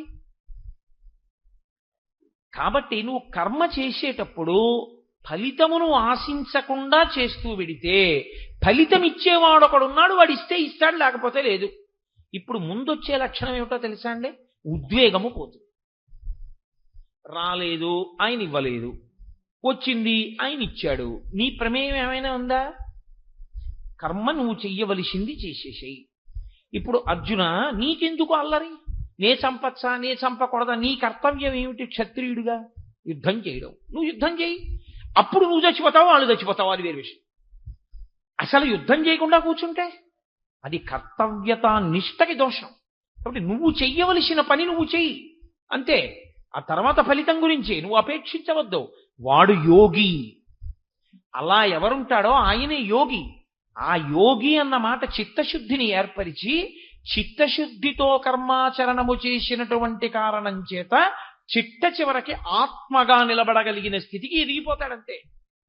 ఇది ఎంత చమత్కారంగా ఉంటుందంటే, యోగి అని ప్రత్యేకంగా ఒక పేరు చివర ఏమీ కలపడమో, లేకపోతే ఇంకా మళ్ళీ యోగికి యోగమునకు ముందు వెనక ఏవో కలపడమో ఉండవు. నేను మీతో మాట చెప్పేసి నా ఉపన్యాసం పూర్తి చేస్తాను, ఎందుకంటే వెనకాల కోలాట కార్యక్రమం ఉంది కాబట్టి. శ్రీరామాయణం ఇవాళ శ్రీరామ నవమి కదండి. అసలు యథార్థంగా ఇవాళ శ్రీరామ నవమి. ఈ సమయంలో స్వామివారి యొక్క పట్టాభిషేక సర్గ చదివి వినాలి తప్పకుండా శ్రీరామనవమి నాడు సాయంకాలం. అందుకని ఆ రామచంద్రమూర్తిని మీరు గమనించండి. ఆయనేం అడగలేదు. అకస్మాత్తుగా ఓ రోజు తండ్రి గారు పిలిచాడు. పిలిచి కూర్చో. ఆయన వచ్చాడు, నమస్కారం పెట్టాడు రామచంద్రమూర్తి. దశరథుడు అన్నాడు అలా కూర్చున్నాడు. చైత్ర శ్రీమాన్ ఇయం మాస పుణ్య పుష్పితకానన యవ్వరాజ్యాయ రామస్య సర్వం మే ఉపకల్ప్యతాం అని నిన్ననే అడిగాను సభలో. చైత్రమాసం కదా, రాముడికి యవ్వరాజ్యం ఇద్దాం అనుకుంటున్నాను అన్నాను. ప్రజలందరూ అంగీకరించారు. రామా, అందుకని నీకు యవ్వరాజ్య పట్టాభిషేకం చేద్దాం అనుకుంటున్నాను. నాకు దుర్నిమిత్తములు కనపడుతున్నాయి, అందుకని తొందరగా చేసేద్దాం అనుకుంటున్నాను. నేను ఎక్కువ కాలం బతకను అని నాకు అనుమానంగా ఉంది. అందుకని నీకు రేపే యవ్వరాజ్య పట్టాభిషేకం. ఇవాళ రాత్రి వెళ్ళి నీ భార్యతో ఉపవాసం చెయ్యి. అలాగే నాన్నగారు నమస్కారం పెట్టి ప్రదక్షిణం చేసి వెళ్ళిపోయాడు. ఇప్పుడు నాన్నగారు రాజ్యం ఇస్తారని పొంగిపోలేదు రాముడు. వెళ్ళిపోయి ఉపవాసం చేశాడు. భార్యతో కలిసి ఉపవాసము అంటే ఉపవాసి, అన్యభావన రాకుండా ఉండడానికి పూజామందిరంలో పడుకుంటారు దంపతులు ఇద్దరు కలిసి. కాబట్టి పూజామందిరంలో పడుకున్నాడు రాముడు. పడుకున్నాడు, మర్నాడు నిద్రలేచాడు. తను చెయ్యవలసినటువంటి విహిత కర్మలన్నీ పూర్తి చేశాడు. పూర్తి చేసి అప్పుడు తండ్రి గారి యొక్క మందిరానికి వెళ్ళాడు. తండ్రి మొదలు నరికేసిన చెట్టు ఎలా ఉంటుందో అప్పటికి 50 మాటలు స్పృహ తప్పాడు రాత్రి. రాముణ్ణి దూరం చేసుకోవాల్సి వస్తోందని ఏడిచి కళ్ళు ఉబ్బిపోయి ముందుకొచ్చేసి జుట్టు చల్లుకుపోయి పొద్దున్న వీణానాదం వింటూ లేచేటటువంటి దశరథ మహారాజు పీను ఎలా ఉంటుందో అటువంటి స్థితిని పొంది ఇలా తలెత్తి కూడా రాముణ్ణి చూడలేకపోయాడు బెంగతో. రామా, వెళ్ళిపోవలసి ఉంటుంది రాజ్యం నుంచి, రాత్రి మీ పిన్నమ్మ వరాలు అడిగిందని చెప్పలేక. ఆయన చూసి ఆశ్చర్యపోయి, నాన్నగారమ్మా ఎందుకమ్మా అలా ఉన్నారు అని అడిగాడు. ఆవిడంది, నవపంచచ వర్షాణి దండకారణ్యమాశ్రిత చీరాజిన జటాధారి రామో భవతు తాపస అభిషేక సమారంభో రాఘవస్యోపకల్ప్యతాం అనేనైవాభిషేకేన భరతో మిభిషిచ్యతాం. నాయనా, నువ్వు 14 ఏళ్ళు అరణ్యవాసం చెయ్యాలి, ఇదే ముహూర్తానికి భరతుడికి పట్టాభిషేకం చెయ్యాలని అడిగాను. మీ నాన్న నాకు మాట ఇచ్చాడు, కానీ నువ్వు ఒప్పుకుంటావో ఒప్పుకోవో అని బెంగ పెట్టుకుని అలా ఉన్నాడు. నువ్వు తొందరగా వెళ్ళిపోతే తను స్నానం చేసి అన్నం తింటట్టు, అలా తినట్టని చెప్పి. రాముడు అన్నాడు ఈ మాట విని, అదేంటమ్మా భరతుడికి రాజ్యం అడగడం ఏంటమ్మా, నన్ను అడవికి వెళ్ళమండం ఏంటమ్మా, నేనేమో పట్టాభిషేకం జరుగుతుందని అందరికీ చెప్పేసుకున్నాను, ఇప్పుడు నన్ను అడవికి వెళ్ళమంటున్నారు కదా, నేనేం తప్పు చేశాను?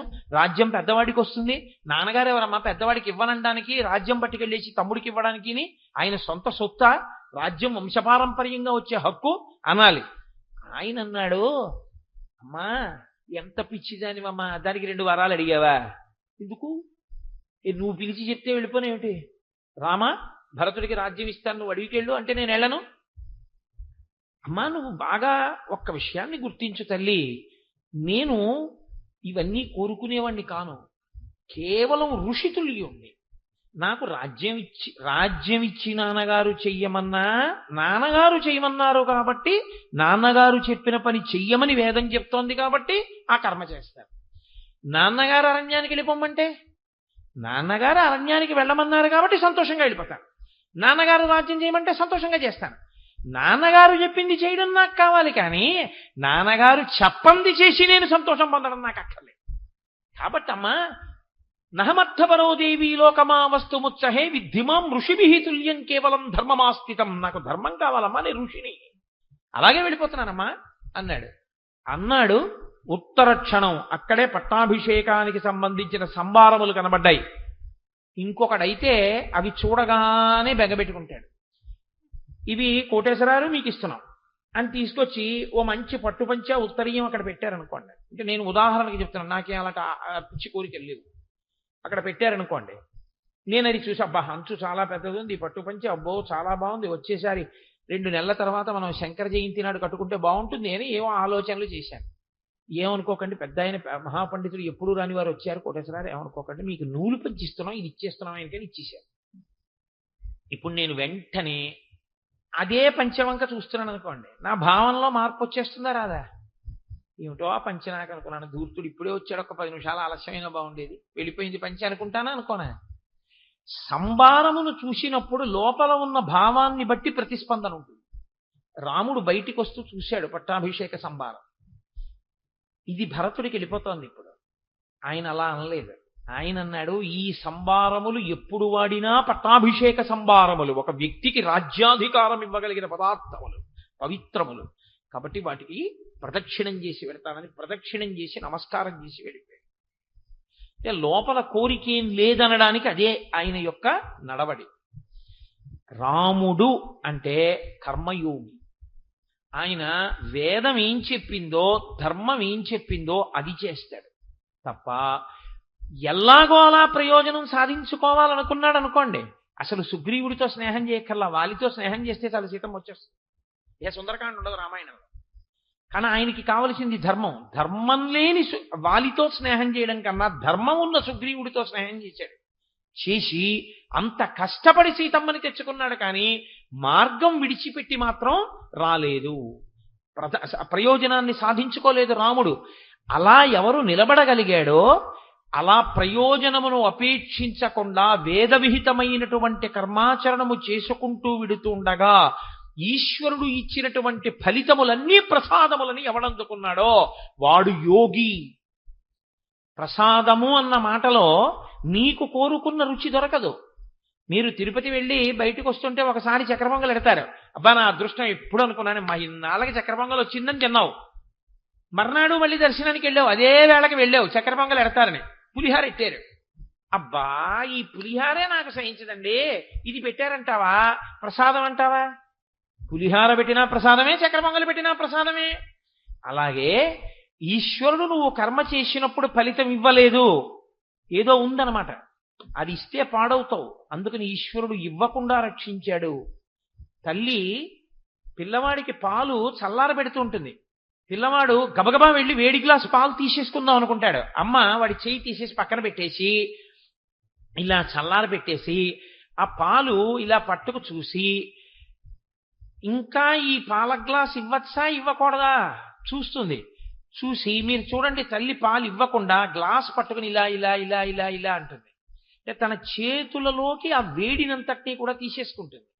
తీసేసుకుని ఇప్పుడు పాలు బాగా చల్లగా ఉన్నాయి, చూసి పిల్లాడికి ఇస్తుంది.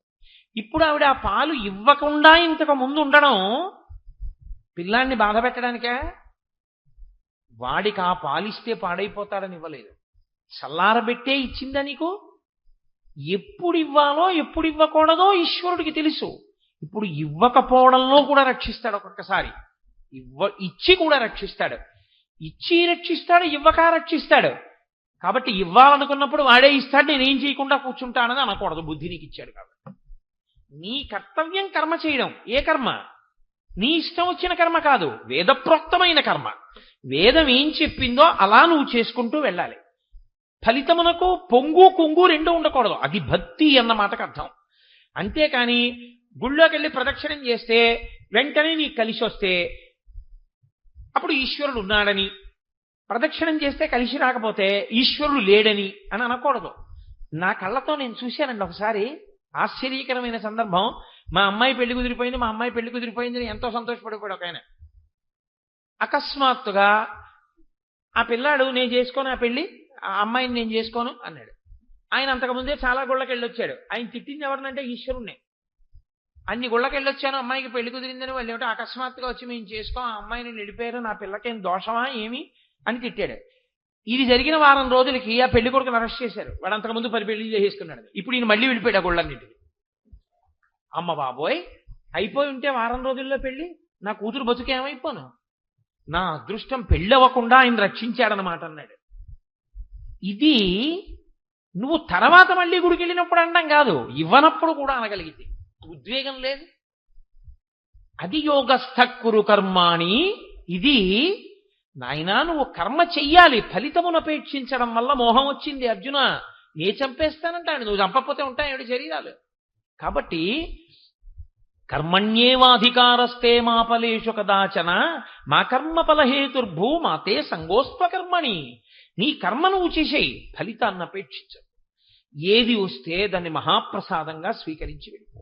ఈశ్వరుడు నాకు ఇది ఇవ్వడం వెనక ఇంత ప్రయోజనం ఉందన్నమాట అనుకుంటూ తప్ప నీ కర్మ నువ్వు చేస్తూ వెళుతూ ఉంటే అశాంతి, ఉడుపు, దుడుపు, పొంగు కుంగు లేకుండా సమత్వం యోగ ఉచ్యతే. ఎప్పుడూ సమానంగా ఉండడం నీకొస్తే తుల్య నిందా స్తుతిర్మౌని సంతుష్టో ఏనకేనచిత్ తనికేత స్థిరమతి భక్తిమాన్మే ప్రియో నరః. జయాపజయములు, ఎండావాన, ఎత్తోపల్లం, చల్లతనం, వేడి ఇలాంటి ద్వంద్వములకు అతీతంగా నువ్వు ఈశ్వరానుగ్రహంగా నీ కర్మ చెయ్యడం మానకుండా కర్మ చేసుకుంటూ వెళ్ళిపోతూ ఈశ్వరుడు ఫలితాన్ని ఇస్తాడని నమ్మి ఈశ్వరుడి యొక్క అస్తిత్వమునకు నమ్మి నిలబడగలిగినటువంటి ప్రజ్ఞ నీ యందు పెరిగితే కళ్యాణీ పథకాదేయం లౌకికీ ప్రతిభాతిమా ఏతి జీవంతి మానందో నరం వర్ష శతాదపి. 100 సంవత్సరముల తర్వాత అయినా నువ్వు నీ యథార్థ స్వరూపాన్ని నువ్వు చూడగలుగుతావు, నీవు ఆత్మగా నిలబడిపోతావు. ఇక మళ్ళీ శరీరాల్లోకి వెళ్ళవలసిన అవసరం ఉండదు. చిత్తశుద్ధి చేత నువ్వు యథార్థ స్వరూపమును తెలుసుకోగలిగినటువంటి స్థితికి వెళ్ళిపోతావు. కాబట్టి ఆ స్థితిని పొందు. అందుకే లక్ష్మణమూర్తి వచ్చి అన్నయ్య చేతకాని వాళ్ళే అడిగి వెళ్ళడం ఏంటన్నయ్య, గురోరప్యవలిప్తస్యా కార్యాకార్యమజానత ఉత్పథం ప్రతిపన్నస్యా కార్యం భవతి శాసనం. నువ్వు అనుమతి, దశరథ మహారాజు గారిని ఖైదులో పెట్టి నీకు రాజ్యం పట్టాభిషేకం చేస్తానన్నాడు. అంటే నిన్న రాత్రి నాన్నగారు రాజ్యం చెయ్యమంటే నాన్నగారు, అడవికి వెళ్ళరా అని ఇవ్వాలంటే నాన్నగారు కాదు. అంటే నాన్నగారి మాట వలన మనకి ప్రయోజనం వస్తే ఆయన నాన్నగారు. నాన్నగారు చెప్పిన మాట పాటించి ధర్మమునందు నిలబడినవాడు కొడుకా, పుత్రధర్మం పాటించినవాడు పుత్రుడా? నాన్నగారు పనికొచ్చేది ఇస్తే ఆ పని చేసినటువంటి వాడు పుత్రుడా అని అడిగాడు. లక్ష్మణమూర్తి ఆశ్చర్యపోయి అన్నారు, మరి అన్నయ్య నిన్న రాత్రి ఇస్తా అన్నవాడు ఇవాళ ఇవ్వనండం ఏమిటి? వెంటనే రాముడు అన్నాడు, అనుదైవస్య కర్మతత్. ఈశ్వరుడి చమత్కారం అలాగే ఉంటుందిరా, నిన్ననిస్తానన్నావా అని అనిపించినవాడు ఈశ్వరుడు, ఇవాళ ఇవ్వననిపించినవాడు ఈశ్వరుడు. ఆ ఈశ్వరుడు నీ కళ్ళెదురుగుండా వచ్చి కనపడి చెప్పడు, ఎవరి ద్వారానో చెప్పిస్తుంటాడు. ఇలా నీకు ఈశ్వరుడు దొరకడుగా యుద్ధం చేయడానికి. దశరథుణ్ణి ఖైదు చేస్తే తండ్రి పట్ల ప్రవర్తించవలసిన మర్యాద యందు వైక్లభ్యం పొందిన పాపాన్ని మూట కట్టుకుంటావు, కానీ నువ్వు కొడుకుగా నువ్వు చెయ్యవలసిన కర్తవ్యం నువ్వెక్కడ చేసావు ప్రయోజనాన్ని కోరకుండా? నిన్న రాత్రి నాన్నగారు రాజ్యం చేయమన్నారు, చేస్తాను. ఇవాళ నాన్నగారు అడవికి వెళ్ళమన్నారు, వెళ్ళిపోతాను. ఫలితంతో నాకు సంబంధం లేదు, కొడుకుగా నా ధర్మం నేను చేశానా లేదా అంటే. ఇది యోగ కర్మసు కౌశలం సమత్వం యోగ ఉచ్యతే. ఫలితము మీద ఎక్కువగా దృష్టి పెట్టవద్దు. అయితే ఒక్కటి మాత్రం నిజం, కోటేశ్వరరావు గారు మీరు ఇంత నోరు కొట్టుకు చెప్పారు కదా, మీరు ఇలా ఉండగలరా జీవితంలో? నేను మీతో పరమ సత్యం చెప్తున్నాను, నేను ఉండలేను. మరి ఎందుకు చెప్పావు ఈ మాటలు మాకు? నేను కూడా సాధకుడను, కానీ నేను గీత చదువుకున్నాను, గీత వ్యాఖ్యానములు చదువుకున్నాను, శాస్త్రం మీద ఈశ్వరుడి మీద నమ్మకం ఉంది కాబట్టి సాధన చేస్తూ ఉంటాను. ఓ ఇది ఇవ్వకపోవడంలో ఏదో ప్రయోజనం ఉందన్నమాట, ఇది ఇవ్వడంలో ఏదో ప్రయోజనం ఉందన్నమాట. సాధారణంగా నేను ఉపన్యాసానికి వస్తాను అని మాట ఇచ్చిన తర్వాత నేను ఉపన్యాసానికి రావడం మానేసినటువంటి సందర్భాలు పరమేశ్వరుడి అనుగ్రహంతో నా జీవితంలో ఇప్పటి వరకు ఎప్పుడూ లేదు. 2-3 సందర్భాల్లో మాత్రం నేను వెళ్ళకపోవడం జరిగింది. అది దేని వల్ల? నా నిర్లక్ష్యం వల్ల కాదు. నేను యథార్థం మనవి చేస్తున్నా. నాకు ఒకప్పుడు 104 జ్వరం వచ్చి టైఫాయిడ్ వచ్చినప్పుడు కూడా నేను వెళ్ళి అనపర్తిల్లి ఉపన్యాసం చెప్పాను. నా ఒంట్లో ఊపిరి ఉన్నంతసేపు నా మాట నిలబెట్టుకునే ప్రయత్నం చేద్దాం. ప్రార్థనా శ్లోకం చెప్పి వెళ్ళిపోదాం. అయ్యా కూర్చోలేనండి, ఒళ్ళు వేడిగా ఉందండి అని చెప్పి. ఇదే అనపర్తి తప్పనిసరి పరిస్థితుల్లో వెళ్ళవలసి వస్తే వెడతానా వెళ్ళనా అంతర్జనంలో. ఉపన్యాసానికి మాత్రం ఎందుకు మానేయాలి నా కర్తవ్యంలో అని నేను వెళ్ళాను. సాక్షాత్తుగా నా పెద్ద తండ్రి కొడుకు నా అన్నయ్యే శరీరం విడిచిపెట్టి నాకు అశౌచం వస్తే నేను దేవాలయంలోకి వెళ్ళి కూర్చుని ప్రసంగం ఎలా చేస్తాను? నేను చెయ్యలేను. అప్పుడు నేను వెళ్ళలేదు. ఈ మధ్యనే వెళ్ళలేదు అలా ఓ ప్రసంగానికి. నేను అప్పుడు నేను అనుకున్నాను, ఈశ్వరుడు ఎప్పుడూ నేను ఇచ్చిన మాట నిలబెట్టుకునేటట్టు చేశాడు. అటువంటి ఈశ్వరుడు నా మాట నిలబడకుండా చేశాడు. ఒక్కరోజే చెప్పేటట్టు చేశాడు. దీని వెనక ఏదో ఉందన్నమాట అనుకున్నాను. దాని వెనక ఏముందో నాకు అర్థం అయ్యుండొచ్చు, అర్థం అవ్వకపోవచ్చు. అది సభాముఖంగా చెప్పేది కావచ్చు, కాకపోవచ్చు. కానీ అప్పుడు కూడా నేను ఈశ్వరుడికి నమస్కారమే చేశాను. ఎందుకో తెలుసా అండి? అలా చెయ్యాలి సుమా అని గీత చెప్తోంది మనకి. తప్ప ఇవాళ నేను ఒక రోజు ఉపన్యాసం చెప్పడానికి ప్రతిబంధకం వచ్చేసిందని నేను ఈశ్వరుణ్ణి తిట్టకూడదు. ఎందుకు ఈశ్వరుడు బహుశః నన్ను వెళ్లకుండా చేశాడో అనుకున్నాను. నిజంగానే నాకు ఒక అద్భుతం తర్వాత తెలిసింది. నేను ఒక్కరోజు ఉపన్యాసం చెప్తే తర్వాత మిగిలిన రోజులు నేను వెళ్ళకూడదు. కాబట్టి ఏ పండితుడు లభించకపోతే నేను మా గురువు గారిని ప్రార్థన చేస్తే, నీ మాట నిలబడాలి కాబట్టి నాయనా నేను వచ్చి చెప్తానని మా గురువు గారు కూర్చొని చెప్పారు. గురువు గారు పక్క సందులోకి వచ్చి ఉపన్యాసం చెప్తుంటే నేను ఇంట్లో కూర్చోకూడదు దోషమని, మైలతో ఉండి సభలోకి వెళ్ళకూడదని దూరంగా సందులో ఓ ఇంటి ముందు అరుగు దగ్గర ఓ కుర్చీ వేయించి కూర్చున్నాను. మా మోహన్ రావు గారే తీసుకొచ్చి వేశారు. ఓ ప్లాస్టిక్ కుర్చీలో కూర్చుని వినేవాడిని. గురువు గారి మీద గౌరవం, వినకుండా ఉండకూడదు. నాకు ఆ తర్వాత అర్థమైంది, నేను ఆ సమయమునందు గురువు గారు చెప్తుండగా రామ సంబంధమైన విషయం వినడం నాకు జాతకరీత్యా చాలా మంచి విషయము అని. ఓ ఈశ్వరుడు నువ్వు చెప్పడం కాదు, నీకు జాతకంలో ఒక గొప్ప ప్రయోజనం సిద్ధించడానికి నువ్వు గురుముఖతః రామాయణాన్ని కొన్ని రోజులు వినవలసి ఉంది. ఇది నేను ఒక్కనాటికి ఇవాళ ఉన్న పరిస్థితుల్లో గురువుగారి దగ్గరికి వారం రోజులు వెళ్ళి కూర్చుని గురువుగారు రామాయణం చెప్పండి అని అడుగుతానా? అడగను. కానీ ఇలాంటి పరిస్థితిని కల్పించి గురువుగారు తప్ప అన్యులు రాని స్థితిని కల్పించి గురువుగారు వచ్చేట్టు చేసి గురువుగారు చెప్తుంటే నేను కూర్చుని వినేటట్టు చేసి నాకు ఒక పెద్ద ప్రయోజనాన్ని ఈశ్వరుడు కల్పించాడు. చూశారు, ఒక్కొక్కసారి మన మాట నిలబెట్టుకోలేకపోవడంలో, అలా అని అన్ని కాలముల యందు అబద్ధమాడి కాదు. అది యోగ కర్మసు కౌశలం. మీతోనే మనవి చేశా. వేదప్రోక్తమైనటువంటి విధి విధానమై ఉండాలి. అశౌచమునందు ఉపన్యాసానికి గుళ్ళోకి వెళ్ళకూడదు కాబట్టి వెళ్ళలేదు. అంతేగాని వంకపెట్టి ఉపన్యాసం మానేయకూడదు. అది గీత చదువుకోవడం వల్ల నేను కొంత సాధన చెయ్యగలుగుతున్నానా లేదా? నేను ఉద్వేగాన్ని పొందకుండా ప్రశాంతంగా ఉండగలిగానా లేదా? నేను హాయిగా వెళ్ళి మా గురువు గారు చెప్తుంటే విని సంతోషించానా లేదా? ఇది ఏమీ చేత కాని నాలాంటి వాడికే ఒక్క శ్లోకం అర్థమైతే ఇంత ప్రయోజనం వస్తే, 18 అధ్యాయాల భగవద్గీత జీర్ణమైతే మీరు ఆత్మగా నిలబడగలిగినటువంటి స్థితిని పొందుతారంటే మీకు ఎందుకు కష్టం అవ్వాలి? కాబట్టి చిత్తశుద్ధి కలిగి ఆత్మ స్థితిని పొందాలి అంటే, తన యథార్థ స్వరూపము గోచరము కావాలంటే భగవద్గీత పఠించి తీరాలి. అందుకే శంకర భగవత్పాదులు భగవద్గీత కించిదీత గంగాజలలవ కణికాపీత సకృదపియేన మురారి సమర్చ క్రియతే తస్య యమేన నచర్చ అన్నారు.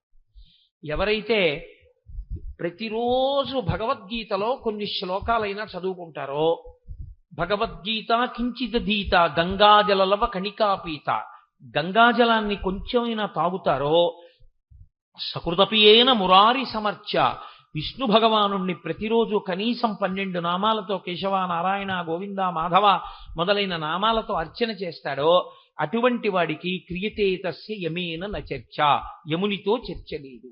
యమునితో చర్చ అంటే ఏమిటి?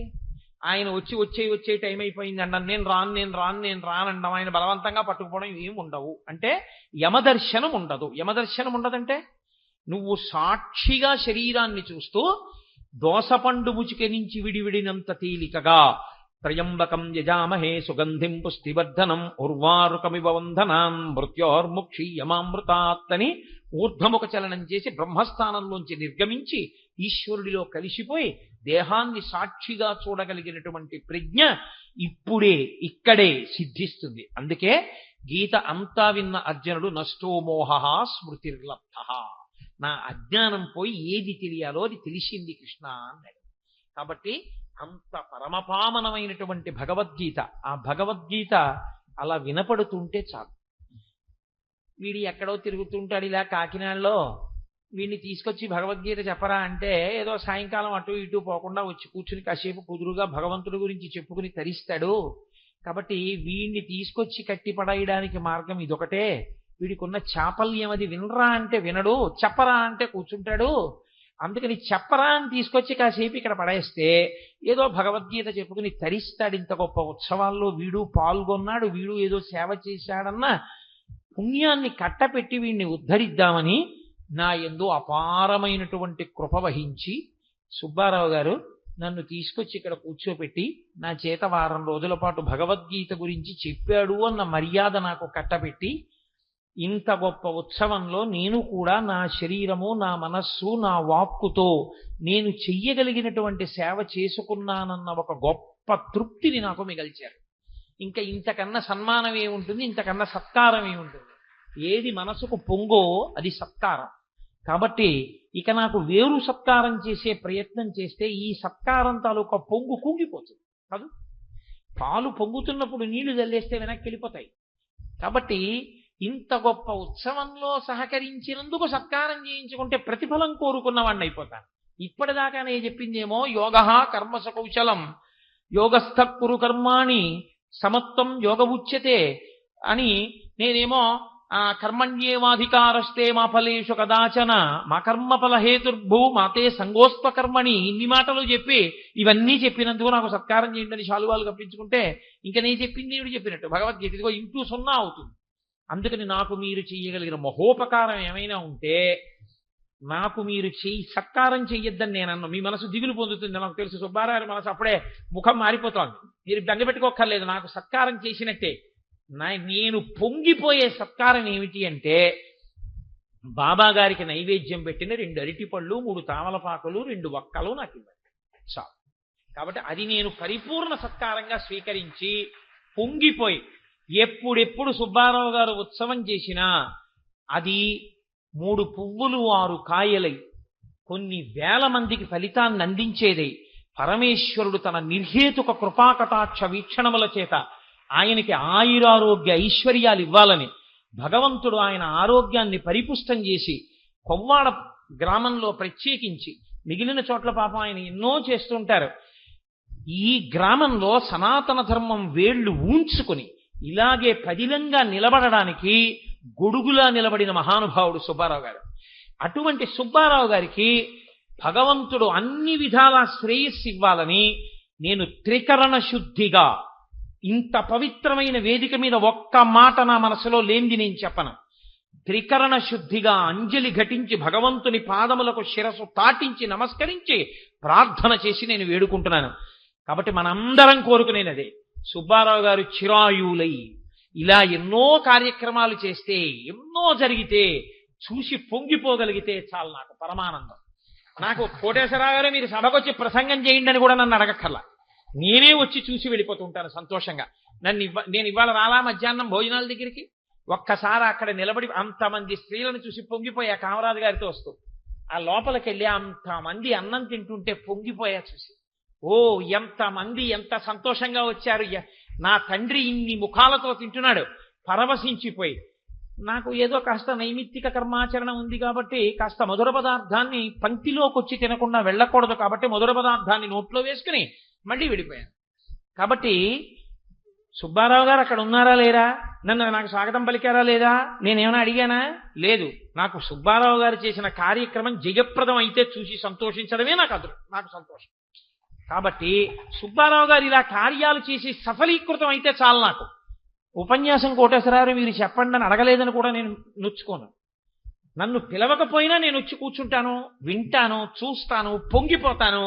సుబ్బారావు గారి ఆయుర్దాయం కోసం, ఆయన ఆరోగ్యం కోసం, ఆయన శ్రేయస్సు కోసం, ఆయన 10 మందికి గొడుగులా నిలబడగలిగిన సమర్థత ఈశ్వరుడు ఆయనకి ఆయన కుటుంబానికి అలా ఉంచాలని ఒక మాట కాదు 10 మార్లు పరమేశ్వరుణ్ణి ప్రార్థన చేస్తాను. ఆయన మీద నాకున్న గౌరవం, ప్రేమ అటువంటివి.